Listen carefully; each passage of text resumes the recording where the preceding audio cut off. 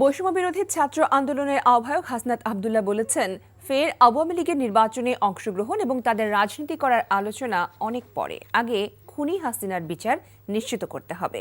আওয়ামী লীগের কমিটির লিস্ট ধরে ধরে বিচার নিশ্চিত করতে হবে।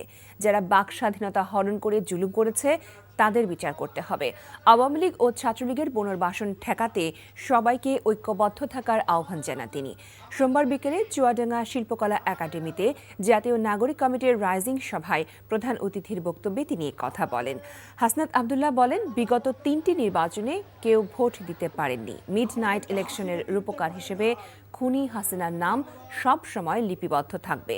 তিনি গণতন্ত্রকে টুটি চেপে হত্যা করেছেন। আওয়ামী লীগ নির্বাচনে আসবে কি আসবে না, আওয়ামী লীগ পলিটিক্যালি ফাংশন করবে কি করবে না, এই আলাপ আলোচনা অনেক পরে। আগে খুনি হাসিনার বিচার নিশ্চিত করতে হবে।